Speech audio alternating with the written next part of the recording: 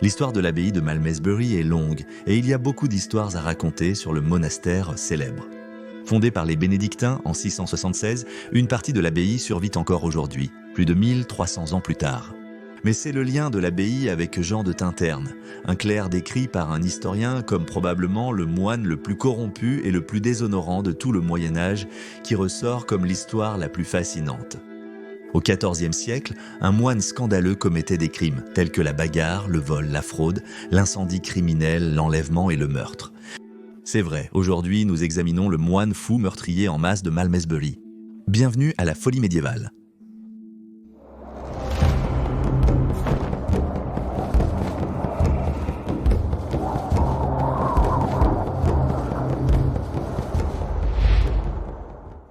Abbaye de Malmesbury.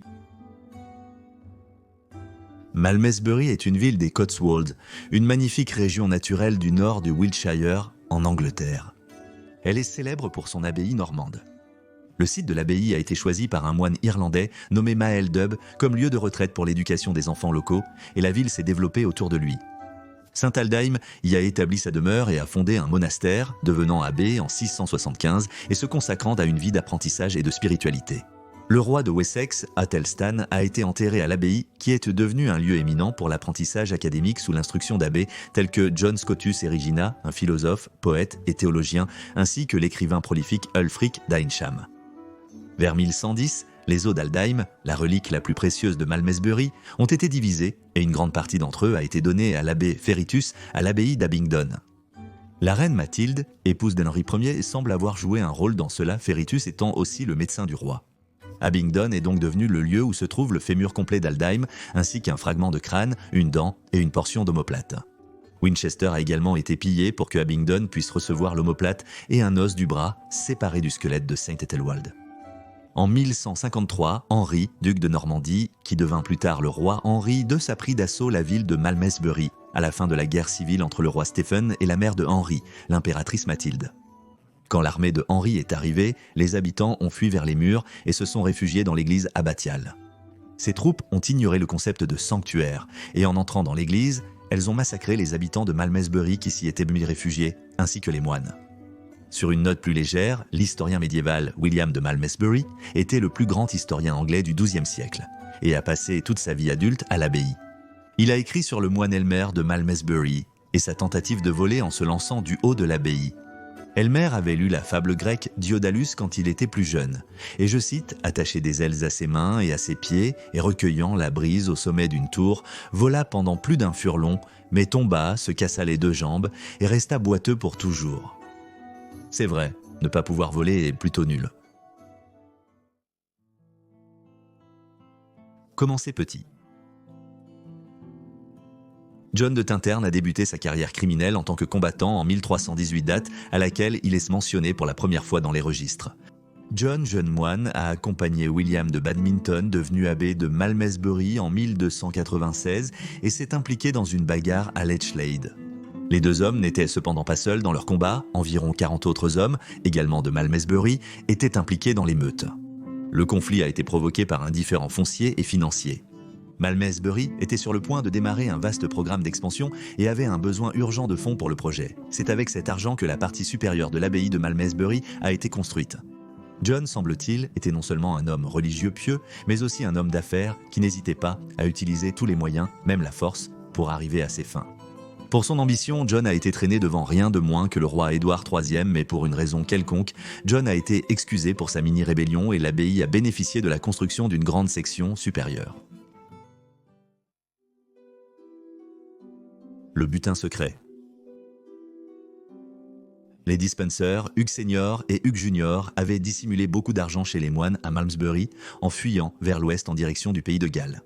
À l'époque, les Despenser étaient très en faveur du roi Édouard II, mais les choses ne se passent pas toujours bien pour les favoris royaux médiévaux. Et lorsqu'Édouard II a été renversé en 1326 par la reine Isabelle et son amant Mortimer, Hugh Junior a été pendu, éviscéré et écartelé, et son père a été décapité, démembré et donné à manger aux chiens. Maintenant, les moines avaient un gros problème. Non seulement les Dispensers étaient du côté des perdants, mais ils étaient aussi morts, et l'abbaye avait leur trésor, un énorme butin de 10 000 livres, valant environ 9 millions de livres aujourd'hui. La situation pourrait être considérée comme un inconvénient ou une bénédiction, selon le point de vue. Dans tous les cas, les moines sont restés silencieux sur leur aubaine. C'est une bonne dizaine d'années plus tard que l'abbaye de Malmesbury s'est retrouvée impliquée dans une controverse concernant l'énorme somme d'argent, et c'était John de Tintern et son supérieur l'abbé qui étaient au centre du problème. Des personnes dossées non nommées ont porté une accusation contre John devant le roi Édouard, IIIe au palais de Clarendon, et John a été détenu pour certains méfaits. Il a été brièvement détenu en août 1337 par le shérif de Wiltshire, puis libéré sous caution. Ce n'était pas clair jusqu'en avril 1338 quelle était la nature de ces méfaits et combien d'argent les moines avaient dissimulé à Malmesbury jusqu'à ce que John soit à nouveau traîné devant le roi lors d'une réunion de tribunal. Cette fois, ce n'était pas pour se battre, c'était pour, je cite, « être en collusion avec son supérieur l'abbé Adam parce qu'il n'avait pas déclaré la possession du trésor du distributeur ». Étonnamment, les moines de Malmesbury, pour une raison inconnue, ont obtenu une grâce du roi, bien qu'il ait bien sûr confisqué les 10 000. Ce fait de s'en sortir est d'autant plus surprenant lorsque l'on considère le montant d'argent impliqué et que l'ensemble des revenus du gouvernement d'Édouard, troisième dans les années 1330 à 1331, était inférieur à 40 000 livres. Gilbert de Berwick, shérif de Wiltshire, a aussi été impliqué dans le scandale. En tant que responsable de la loi et de l'ordre dans le comté, il s'est retrouvé avec 1000 livres d'argent de distributeurs supplémentaires en sa possession, ayant eu des liens commerciaux étroits avec John. Gilbert avait peut-être été chargé de veiller sur l'argent au cas où. De manière énigmatique, le shérif a aussi été innocenté de toute faute. Le patron du crime clergé. En 1340, John de Tintern a été élu abbé de Malmesbury, mais cela n'a pas changé ses manières d'être criminel. Quelques années plus tard, John était impliqué dans une rivalité amère avec Ralph de Combes. Ralph était le seigneur du manoir de Laigue, à seulement un mile de Malmesbury. John, aidé par Henry de Badminton, a commis un incendie criminel en brûlant le manoir pour intimider le seigneur. Il a aussi enlevé Margaret, la femme de Ralph. Il semblerait que Margaret avait précédemment accepté son enlèvement, et elle et John ont commencé à vivre ensemble assez ouvertement pendant 7 ans après l'enlèvement, même si John, en tant que clerc, était censé mener une vie célibataire. Non seulement il avait rompu ses vœux de célibat, mais maintenant il était aussi un adultère. Des allégations contre John concernant 5 meurtres spécifiques et 2 attaques d'incendie ont été faites par les habitants locaux en 1343 et il a été accusé d'agir comme une sorte de gangster qui n'était jamais présent lors de l'un des meurtres, mais qui embauchait plutôt d'autres hommes pour faire le sale boulot pour lui, comme Henry de Badminton. Un autre de ces hommes était un moine du nom de John de Rodbourne qui, disait-on, agissait comme un lieutenant pour l'abbé. Rodbourne était l'intendant monastique de l'abbaye de Malmesbury, mais cela ne l'a pas empêché d'employer les services d'un autre tueur à gages nommé Richard Talbot. S'en sortir avec un meurtre ? Une enquête officielle du gouvernement sur les affaires de John a débuté le 17 mars 1343, dirigée par Robert Parving, un juge senior. Après avoir écouté les preuves, Parving a cru qu'il y avait un cas solide contre John. Le roi Édouard IIIe a donc ordonné l'arrestation des abbots. John, conscient des accusations, avait déjà pris la fuite, et donc un mandat a été émis contre lui et 37 membres de son gang criminel, y compris sa maîtresse consentante Margaret et sa servante Joan Chosey. Ils ont finalement été capturés et conduits à Londres pour leur procès.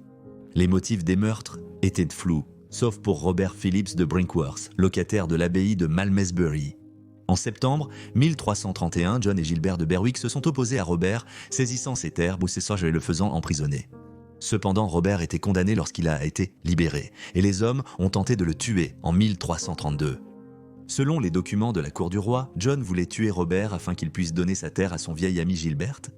Sur l'un des chefs d'accusation contre lui, John a été accusé d'avoir, je cite, « félonieusement brisé et incendié le lundi, après la fête de la purification de la bienheureuse Marie, et saisi et enlevé Margaret avec l'aide de Henry de Badminton ».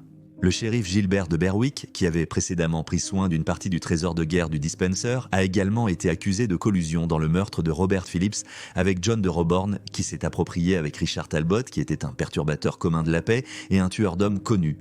On dit que John avait utilisé les services d'un certain George Saliman pour battre et tuer des hommes, et William Balsam, un moine renégat qui a également été nommé comme complice. Il était évident que John était coupable de toutes sortes de crimes et de transgressions commis, et le tribunal a même accepté cela comme un fait. Mais étonnamment, il a également été pardonné et libéré, mais seulement après avoir payé une énorme amende de 500 livres. Une conscience coupable. La cause exacte de la mort de John de Tintin le 8 août 1349 est impossible à déterminer. Bien que l'année de sa disparition coïncide avec l'épidémie de la peste noire, il est très probable que ce soit elle qui l'ait emporté. Les archives du Vatican offrent un aperçu de l'état d'esprit de John et d'une possible crise de conscience avant sa mort. John a demandé au pape quelque chose connu sous le nom d'indulgence. C'était une pratique religieuse par laquelle une personne obtenait l'approbation de l'Église pour l'absolution de tous les péchés au moment de la mort. C'était une transaction normale pendant le Moyen Âge et était accordée en échange de l'offre d'argent. Cela signifiait que John était capable d'acheter le pardon pour tous ses péchés et compte tenu du nombre de péchés que John avait commis, on peut seulement supposer que sa donation à l'Église était conséquente. Merci beaucoup d'avoir regardé cet épisode de Folie médiévale. Veuillez vous abonner si vous appréciez ces vidéos et je vous verrai la semaine prochaine pour un autre. D'ici là, passez une excellente semaine. À la vôtre.